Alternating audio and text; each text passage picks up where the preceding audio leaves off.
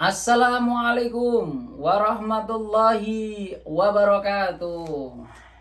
Salam sejahtera untuk kita semua.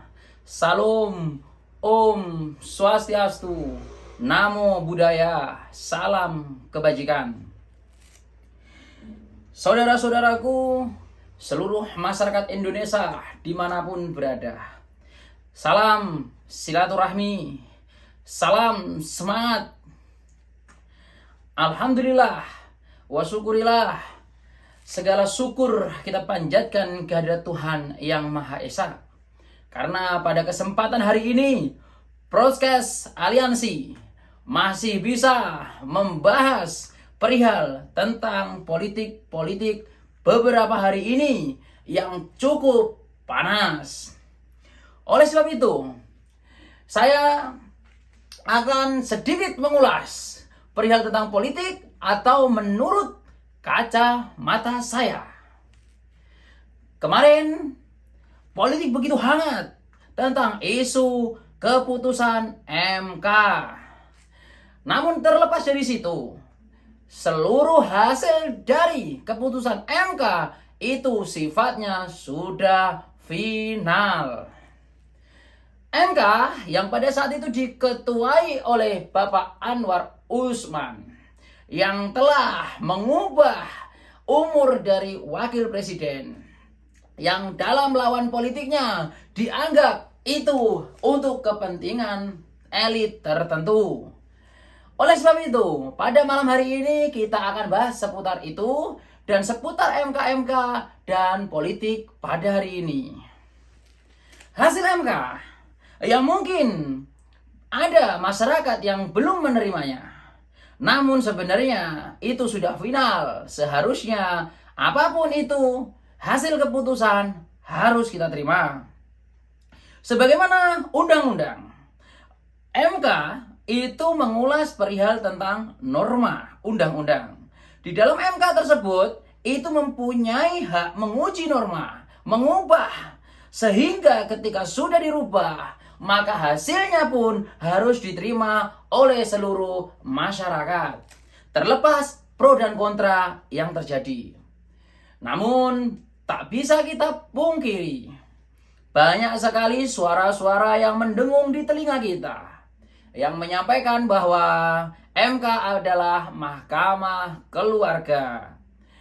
Namun kita bisa contohkan seperti ini.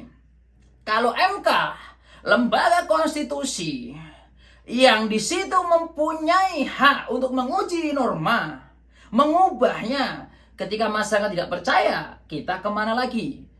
Sekarang saudara, saya tanyakan kepada saudara sekalian, apabila ada saudara mempunyai adik kandung atau mempunyai adik keponakan atau kakak kandung atau keponakan yang terlibat kasus hukum, di situ saudara juga memiliki saudara yang memiliki pekerjaan di suatu institusi kepolisian.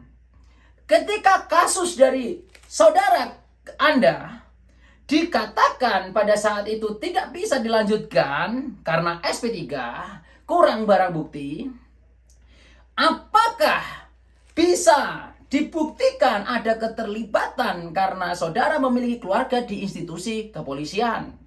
Tentu kita tidak bisa mengatakan seperti itu. Jangan selalu menggiring opini publik untuk selalu menafsirkan sesuatu, membenarkan sesuatu, mengarahkan opini publik untuk membenarkan sesuatu yang salah dan menyalahkan sesuatu yang benar. Saya sudah contohkan tadi, ketika kita mempunyai keluarga yang bekerja di institusi kepolisian dan kita juga ada saudara lagi yang terlibat suatu kasus, karena kasusnya tersebut kurang barang bukti sehingga tidak bisa dinaikkan statusnya sebagai tersangka dan statusnya di SP3, itu bukan berarti ada keluarganya yang membantu dia. Namun karena proses hukum jalannya seperti itu. Namun kenapa sekarang justru hasil MK menjadi suatu penyerangan untuk salah satu paslon? Ini karena musim politik atau pemilu dan pilpres. Saudaraku semua, kita adalah Bhinneka Tunggal Ika. Berbeda-beda namun kita satu. Itulah yang harus tetap kita jaga dan junjung tinggi. Kalau kita diajarkan untuk tidak percaya kepada hasil dari Mahkamah Konstitusi, ke depan kita diajak untuk tidak percaya kepada lembaga kepolisian, atau kita bahkan tidak percaya dengan lembaga yang lainnya, kemana masyarakat ini akan percaya? Justru nanti terjadi pembelahan atau perpecahan di dalam masyarakat kita. Ketika terjadi perpecahan, maka akan sulit membuat negara ini semakin memiliki tingkat yang lebih baik dari sebelumnya. Saudara, kita tidak boleh di dalam pikiran kita itu tertimbun hal-hal yang hanya jelek, negatif. Kemarin saya melihat di berita, ada salah satu politisi yang menyampaikan bahwa institusi yaitu melawan konstitusi. Sebenarnya itu menurut saya ini adalah pendidikan politik yang kurang tepat. Kenapa? Karena kalau institusi menabrak konstitusi, tentunya di situ ada institusi presiden, lembaga negara. Beliau pemimpin negara, pemimpin pemerintahan, pemimpin rakyat. Beliau dipilih oleh rakyat. Sehingga beliau memiliki semangat juang untuk kesejahteraan rakyat. Jadi ketika rakyat bersuara di MK dan hasil MK ada perubahan, apakah kita bisa langsung condong bahwa institusi negara ikut campur dalam hasil MK? Terlepas dari pemimpin, ada ikatan saudara dengan ketua MK.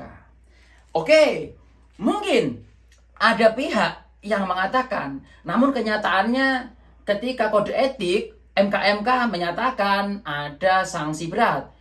Oleh sebab itu saya mengajak kita semua masyarakat Indonesia, jangan tergiring opini penyesatan seperti itu. Kita kembali lagi baca hasil keputusan MK. Yang mana keputusan MK tersebut adalah apa hukuman kepada Anwar Usman, sanksi berat karena perbuatan apa yang dia lakukan. Kita harus tahu ke situ, gitu loh. Jadi ini bukan hal yang langka. Kemarin MK yang sebelumnya juga pernah mengubah undang-undang karena di MK itu menguji dan mengubah norma hukum atau undang-undang. Itu yang harus kita buka secara luas, saudara. Selanjutnya, kalau MK ini menyimpulkan seperti itu, terus kita tidak percaya lagi, lalu kita akan bentuk apa? MK 3 kuadrat. Tentu tidak mungkin, saudara. Oleh sebab itu, isu itu syukur alhamdulillah tidak membuat perpecahan di masyarakat Indonesia. Coba kalau politik seperti ini terus-menerus, dan kita tidak sadar hal seperti ini bisa membuat perpecahan di dalam masyarakat.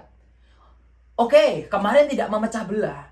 Namun ketika kedepannya tetap menggunakan cara seperti ini, kalau masyarakat terpecah belah, siapa yang bertanggung jawab? Politisi-politisi tersebut akan bertanggung jawab.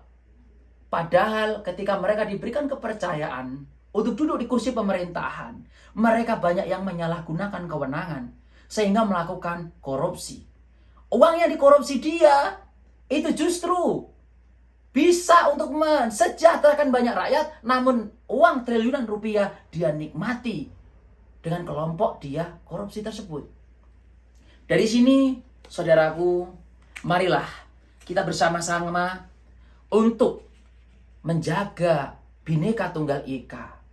Kita menggunakan politik yang sehat. politik yang penuh dengan kesopanan, kesantunan, sebagaimana negara kita Indonesia yang selalu menjunjung tinggi nilai-nilai luhur dari nenek moyang kita. Saudara-saudaraku, kita manusia yang bertuhan. Kita manusia yang memiliki pedoman Pancasila. Oleh sebab itu, mari terus tingkatkan silaturahmi kita di antara umat. Tidak kita bicara hari ini politik. Ketika Pilpres selesai, apa nasib kita nanti yang ke depan? Jadi inilah cara-cara yang harus kita bangun secara sehat. Saudaraku, saya bicara seperti ini memiliki kasih sayang yang tulus kepada bangsa dan negara. Biodata saya adalah anak muda yang bekerja di negara orang, di luar negeri. Namun setiap hari saya istirahat kerja maupun pulang kerja atau libur kerja, saya mengikuti politik lewat berita-berita. Baik dari TV One, Kompas TV, Tribun, dan lain sebagainya. Sumber-sumber berita tersebutlah yang membuat pengetahuan saya roda ini terus berputar. Sehingga saya mencerna politik. Namun ketika isu MK kemarin, itu tentu tidak bisa kita bohongi. Menyerang salah satu paslon, yaitu paslon nomor 2, Prabowo Gibran. Saudara, pada kesempatan ini, marilah kita lihat sosok beliau. Sosok Prabowo dulu. Beliau adalah orang yang memiliki jiwa kesatria yang luar biasa. Patriot, pemberani, jujur, tulus. Itu terbukti semuanya. Beliau adalah mantan TNI. Beliau adalah Kopassus atau Danjen Kopassus. Dan beliau juga Pakostrat. Tidak bisa kita pungkiri, beliau memiliki suatu prestasi di kemiliteran yang itu sangat sulit dimiliki oleh khalayak banyak. Hanya orang-orang tertentu yang bisa menyandang prestasi-prestasi di kemiliteran, seperti beliau, Bapak Prabowo. Beliau juga sangat tulus kepada rakyat. Kita bisa menyimpulkan, apakah ucapan tulus Prabowo kepada rakyat itu sungguh-sungguh, atau mungkin masih kita bilang ambigu, atau dalam kategori bimbang. Kita kembali lagi kepada Bapak Presiden Republik Indonesia yang terdahulu, yaitu Bapak Gus Dur Abdul Rahman Wahid. Gus Dur atau Abdul Rahman Wahid, beliau adalah cucu dari pendiri Nahdlatul Ulama, yaitu Kiai Haji Hasyim Asy'ari. Organisasi besar di seluruh Indonesia bahkan di dunia, yaitu Nahdlatul Ulama. Seorang anak pendiri Nahdlatul Ulama, yaitu Gus Dur, beliau menyampaikan dalam wawancara televisi, kalau ingin tanya orang yang tulus di negeri ini, ya Bapak Prabowo lah orang yang tulus. Ketika beliau menyampaikan seperti itu, orang-orang Islam khususnya, para santri khususnya, siapa yang tidak percaya kalau sudah yang menyampaikan adalah Bapak Gus Dur? Pernah jadi presiden, makrifatnya luar biasa, cucu dari pendiri Nahdlatul Ulama. Sehingga di sini bukti ketulusan itu terwujud. Coba kita kembali lagi untuk flashback ke belakang. Kita menarik benang merahnya. 2019, pada saat Bapak Prabowo mencalonkan presiden dan melawan Bapak Jokowi, di situ perpecahan di masyarakat Indonesia sangatlah luar biasa. Banyak sebutan yang kurang etis kita dengar, seperti cebong, kadrun, kampret, dan lain sebagainya. Prabowo tahu perpecahan di masyarakat ini begitu sangat besar, sehingga ini kalau diteruskan bisa mengganggu untuk pengembangan, kemajuan bangsa Indonesia. Oleh sebab itu, ketika beliau Bapak Prabowo pada saat itu kalah dari Bapak Jokowi, beliau menerima rekonsiliasi dari Bapak Jokowi. Sehingga beliau bersatu dengan Bapak Jokowi untuk membangun bangsa Indonesia. Dan beliau menjabat sebagai Menteri Pertahanan. Ketulusan beliau terwujud dari situ. Beliau bekerja, loyalitasnya kepada Jokowi tidak bisa diragukan lagi. Terbukti Bapak Jokowi kemana-mana sering melekat, sering mengajak Bapak Prabowo. Selain itu, coba kita lihat bersama. Bapak Prabowo lah satu-satunya menteri yang di situ juga tidak mengambil atau memakai sarana dari menteri kenegaraan, yaitu mobil dinas. Beliau tetap memakai alpat putihnya. Kenapa? Karena ketulusan beliau ini untuk bangsa dan negara luar biasa. Beliau sudah memiliki banyak perusahaan, kalau tidak salah ada 17 perusahaan. Dari hasil perusahaannya itu, harta sudah melimpah. Sehingga saya meyakini sebagai anak muda bangsa Indonesia, saya meyakini ketika negeri ini dipimpin oleh patriot, pemberani, ikhlas, jujur, tulus, disinilah Indonesia akan memiliki kemajuan yang pesat dan luar biasa. Saudaraku, oleh sebab itu, kita mari bersama-sama untuk tetap tenang dalam berpolitik, tidak terbawa oleh arus-arus penggiringan opini yang menyesatkan. Ingat, politik sekarang ini semakin menjatuhkan lawan semakin dicintai oleh rakyat. Sebagaimana yang dialami Bapak Prabowo dan Mas Gibran. Semakin Pak Prabowo diserang atau Mas Gibran, rakyat ini semakin cinta kepada beliau. Terbukti dari banyak sekali masyarakat, elemen-elemen masyarakat semakin banyak mendukung Pak Prabowo dan Mas Gibran. Selanjutnya, saudaraku, Mas Gibran adalah simbol dari Bapak Jokowi. Jokowi orangnya yang tenang, kalem, sabar, namun bekerja yang luar biasa. Sungguh banyak sekali, panjang sekali jalan-jalan yang beliau bangun. Jalan tol dan lain sebagainya. Banyak program yang beliau kerjakan secara sukses. Dan inilah yang akan diteruskan oleh Bapak Prabowo dan Mas Gibran. Mas Gibran adalah simbol dari Bapak Jokowi. Simbol pula untuk anak muda. Kenapa? MK atau Pak Anwar Usman mengubah norma-norma atau undang-undang dan menurunkan umur dari yang awalnya 40 menjadi 35 ke atas atau 35 minimal. Itu semua memiliki hak masyarakat Indonesia, baik anaknya presiden, anaknya menteri, anaknya DPR, anaknya lurah, anaknya camat, anaknya RT, anaknya RW, anak kita pun mempunyai hak untuk kelak mencalonkan diri ketika sudah berumur. Dan di situ beliau sudah pernah memimpin di suatu daerah. Jadi jangan semata-mata hasil MK yang kemarin itu condong mahkamah keluarga. Itu hanya dipakai isu-isu untuk lawan politik yang menggunakan cara tidak sehat. Seharusnya ke depan ini kita gunakan cara yang lebih sehat kembali untuk bersaing. Saudaraku, kembali lagi dengan Mas Gibran. Sosok muda, pernah memimpin daerah dan sukses dan bagus. Beliau pengusaha sukses pula. Coba kita lihat di umur beliau. Dengan kesuksesan ini, ketika dipasangkan dengan orang yang tulus, patriot, pemberani, jujur, ini akan menjadi kesatuan yang luar biasa. Saya yakin Indonesia ke depan akan menjadi bangsa yang besar. Selama kita semua bisa untuk menjaga demokrasi ini sebaik-baiknya. Mari bersama-sama kita sehatkan politik. Mari bersama-sama kita pakai cara-cara yang sehat untuk membangun politik lebih dinamis, lebih santun, dan kebinekaan yang tetap kita junjung tinggi. Untuk malam ini, Broadcast Aliansi masih membahas itu.